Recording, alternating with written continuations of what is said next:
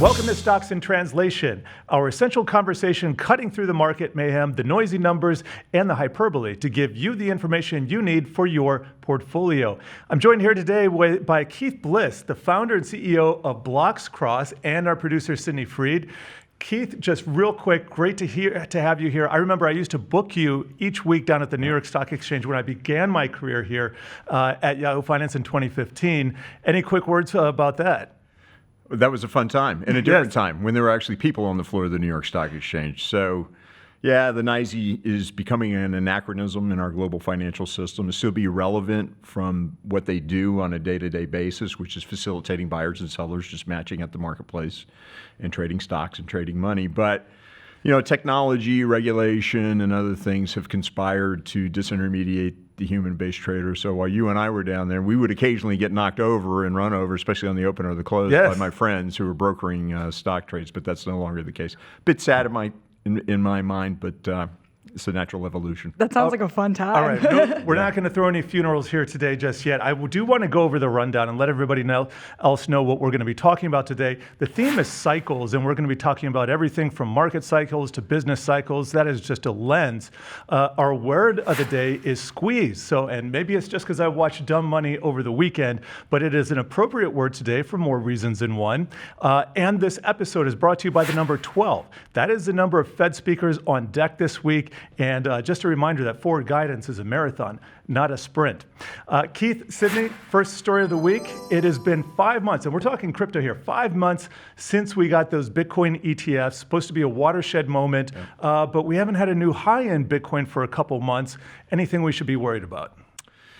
Well, I think there was some interesting analysis over the weekend, and if you look at the Bitcoin ETF flows, you'll see that they're moving up and down with the price of Bitcoin, which is somewhat counterintuitive of what you thought the ETFs would do. There was the thought that, you know, being able to marry Bitcoin into traditional finance, where people would be able to, you know, process Bitcoin, participate in it through traditional finance in the form of ETFs, would lead to an explosion in the price because there would be demand outstripping supply.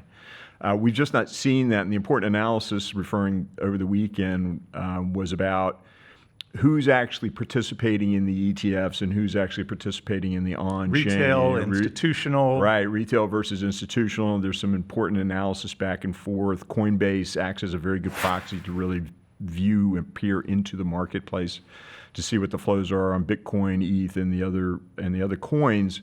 I will say one note about that. So the analysis on Coinbase, by the way, is that the retail volumes are dramatically lower than they were 3 years ago, and the institutional volumes are higher. Now, I will tell you, I have inside knowledge that Coinbase has been intentionally pivoting their business away from retail and into the institutional arena. So they've done that purposely.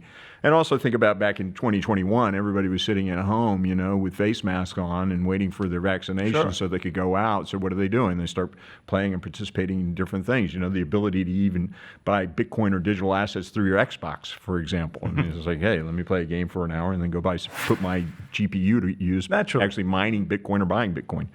So I think what we'll see is this kind of mating dance that's going on between on-chain activities as it relates to buying and selling Bitcoin, and then how that's going to translate into traditional finance.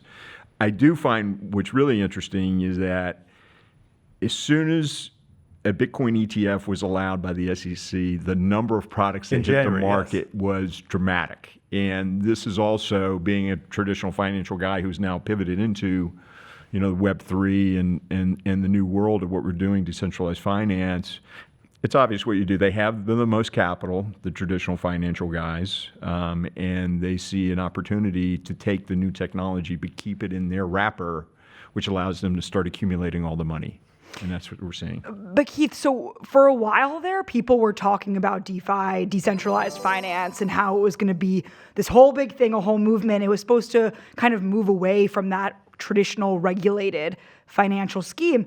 Now we're seeing things like these ETFs, and they're still, you know, these are regulated products. Correct. So what am I missing here? What happened to DeFi? DeFi is still there, and it still should be rolled out globally. It's absolutely, when you think about So let me take you back for a second. One of the reasons that we launched BloxCross, because we had the evolution, we launched that in 2021, and we had the ability to actually see what was happening in the crypto and blockchain and DeFi world for 6 years. And we started identifying, which is what we do as Wall Street professionals, you identify the problems that had been created and you try to create solutions to solve those problems. So we saw lots of problems that had been created around the original adopters in this world. So sorry, Sydnee, I'm going to give you a little bit of a longer explanation. No, I That's need why it. we're here. I need that longer explanation. Beers, soccer, and DeFi. We'll do that one day. Sydnee equals all those things. Okay, good. But you have to listen to my explanation I will. on both. Okay. All right. So anyway,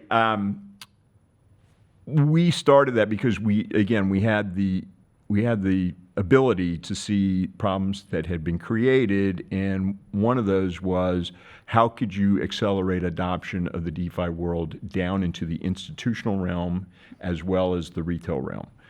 One of the big problems that you have, especially in the institutional realm, is you're going to get massive resistance, because what that implies is you're changing the way that governments, institutions, and larger players behave and interact with one another. And therefore, you're talking about moving money out of a system that they're accustomed to, they work every day, they understand the regulations, they've built these massive bureaucracies and infrastructure to comply with all that. Now we're suddenly ripping that away from them and moving it into a decentralized world so that some smart person sitting in Zurich, Switzerland can actually run the processing. That's scary for a bureaucracy, to be fair. It's scary for a government bureaucracy mostly. And I'm going to say something which I don't think will get me in trouble, but we'll throw it out there anyway. It's really scary for the United States if you see something like this happen. I've said this to my friends and family over the last 12 months when the whole notion, China's floating some trial balloons, other people are floating some trial balloons, like, hey, the dollar should not be the reserve currency anymore. There's a law. Those trial balloons have been coming for decades. Yes, but the drumbeat of them are getting louder and louder and louder, primarily because of a lot of the disruption that we're seeing in the world politically, economically. Digital assets have nothing to do with this, but it is the notion that, oh my gosh, there are other systems and apparatus and infrastructure that's being built that would get in the way of the dollar becoming the reserve currency.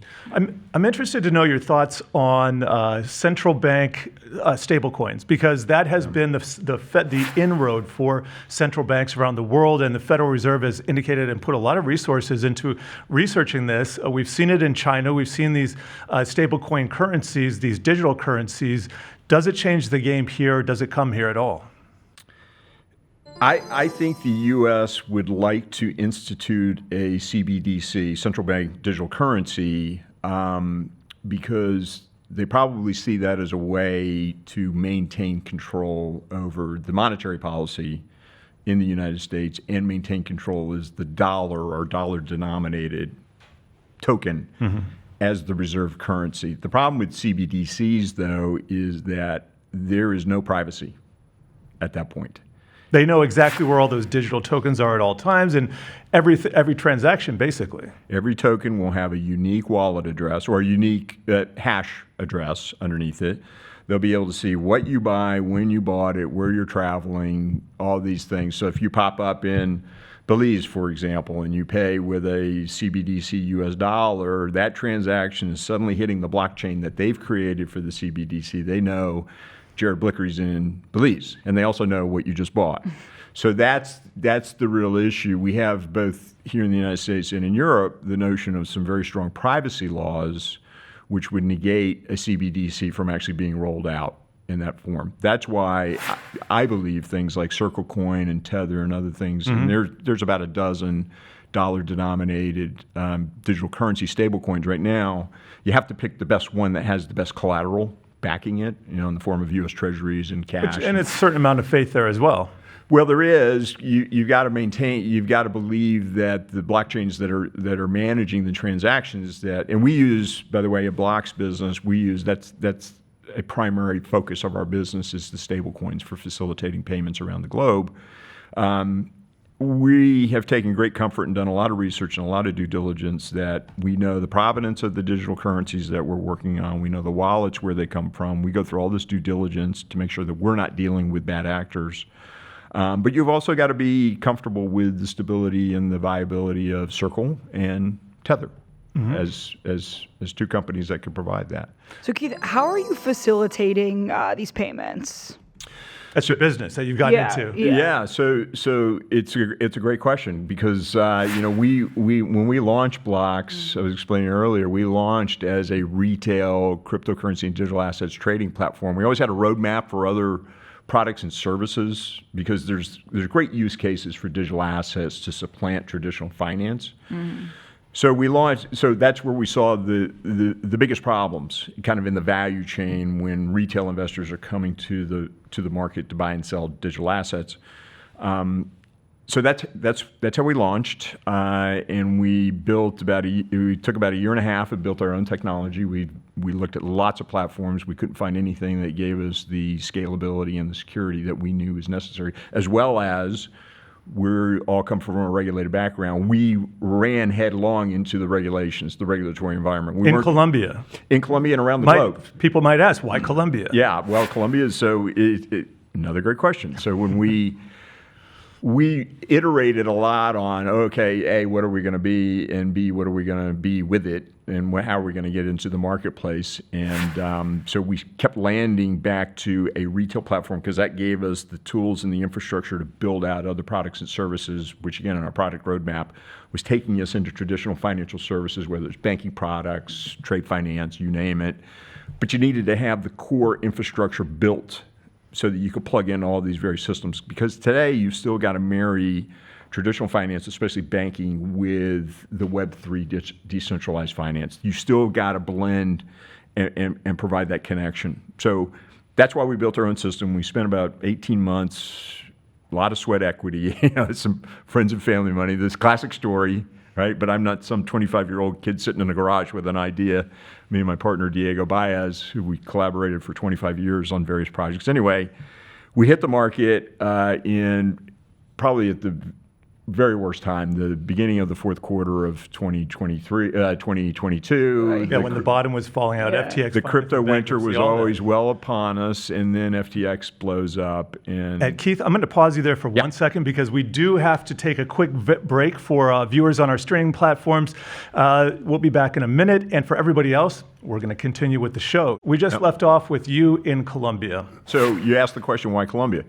So when we were looking around the world, we were looking at places that had, reduced competition, not a big rollout of the existing platforms like a Coinbase or a Binance or an FTX, but a pretty big addressable market. Colombia gave us that. In addition to the fact that my co-founder Diego is Colombian by birth, he's a U.S. citizen. We have lots of connections down in, in the Colombian market, both in the industrial side, banking side, regulatory side.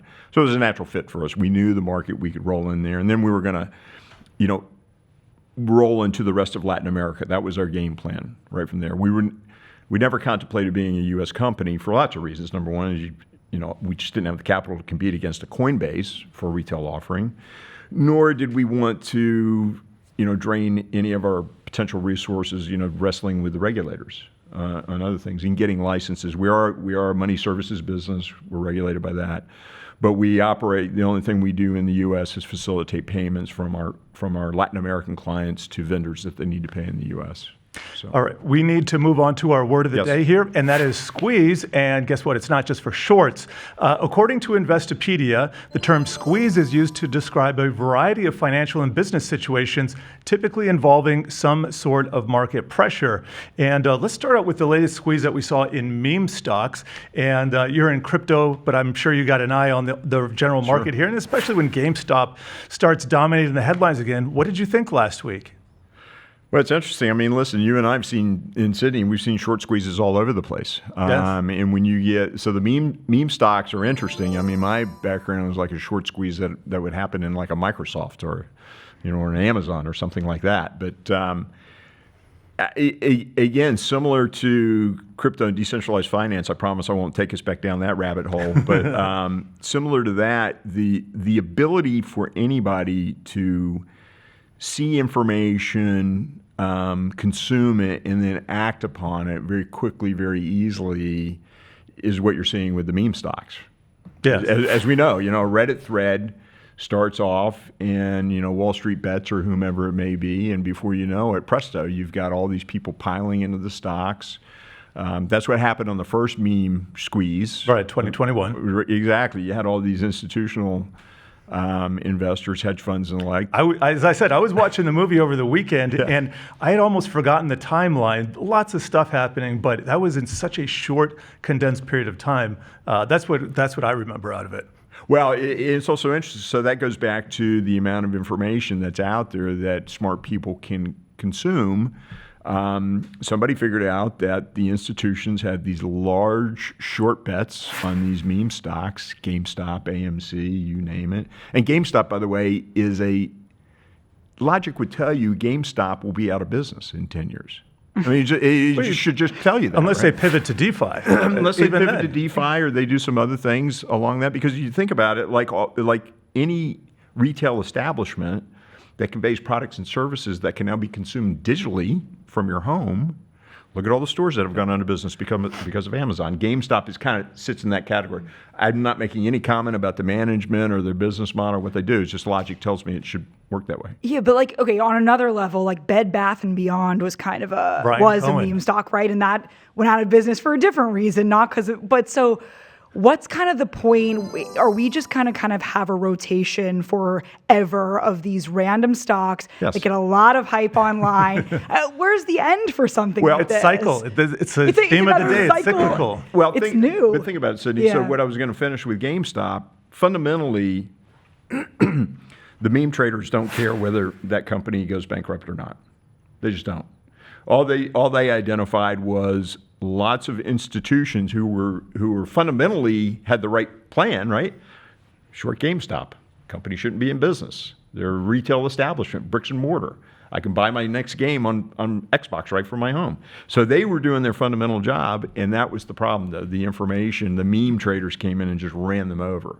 By going long, before you know it, they're upside down in their short position. They're either covering out on their own or they're getting bought in by their prime broker, and then it becomes a self-fulfilling, cyclone. I still think Keith Gill, a.k.a. Roaring Kitty, I think he cared. Just for the record, I think he cared a bit. Whether or not these companies went out of business, especially GameStop.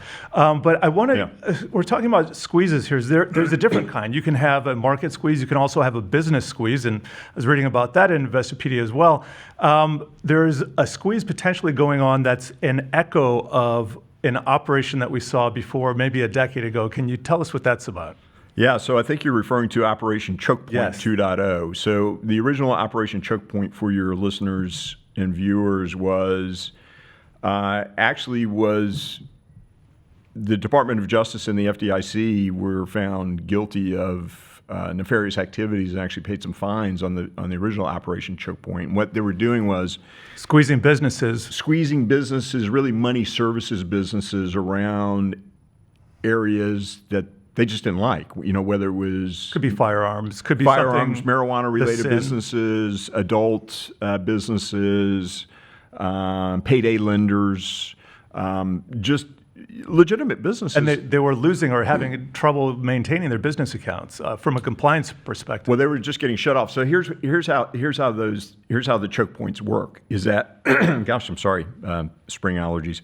The DOJ in the government writ large will not take the political hit by walking into an industry and say, we don't like what you do. Let's say payday lenders. We don't like what you do. We're going to do everything in our power to shut you down. Well, they know they'll never get legislation passed because, as we know, that's the way our system works. So there'll never be a law that would land on, Barack Obama's or Joe Biden's or Donald Trump's desk. It just wouldn't happen. So what do? They use the power of the government through the regulatory offices to go to in this case, the banking institutions and say, hey, we see that you've got a few dozen payday lenders on your client roster. You know that that's an industry that potentially could be laundering money for bad guys coming out. So if you have those on your client roster, we're going to look a lot closer at that. So what do the banks do? Preemptively, they just get, maybe the baby goes out with the bathwater. Yeah, and also in this country, somewhat disturbing is that banks don't have to give you a reason for closing your account. They just call you up and say where to send the check. I remember during the GFC that happened to a lot of people just for no apparent reason whatsoever. Yeah, so that was the first operation choke point. And again, the DOJ and the FDIC were found, not negligent, but they were found to have some guilt, and they paid fines and promised to change their policies. Operation Choke Point 2.0 is now occurring, and it's occurring in the crypto industry. And this goes back to something that we were starting to get into earlier on this conversation, is that the U.S., this is my opinion, the U.S. has a real concern and a real fear that they will lose control over the dollar and therefore lose control over the monetary system. And let me put it this way, and again, this will be another subject, Sydnee, that we can do over beers. We'll add this to the list. I'm ready for it. Ask yourself this question: why has the U.S. been able to run these massive budget deficits all these years, but yet the U.S. economy is still strong, the U.S. markets still roll on, there's still, prosperity. Petrodollar, arguably we've exported our inflation for decades around the world, and that's absolutely correct. It's a nice position to be in if you can get there.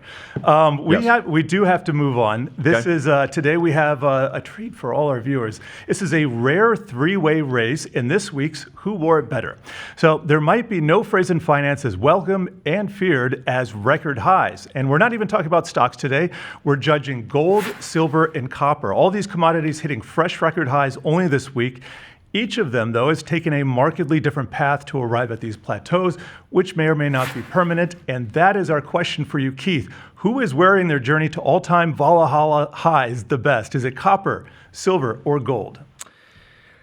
I'm going to go with copper. Interesting. The doctor. Yeah, and here's my thinking. So Dr. Copper, that reference there, typically copper usually rises and falls based upon the economic growth globally, right? The thinking being is that copper is the essential component in electric transmission and other pieces of equipment that we create. Therefore, if we're building more plants, if we're buying more computers, copper's going to rally because demand starts to outstrip supply. Gold and silver are also industrial metals that go into a number of applications, but their movements tend to be driven a lot more on inflation metrics and other financial metrics as opposed to actual demand and supply dynamics for uses. That's why Dr. Copper has a PhD, they say. Correct.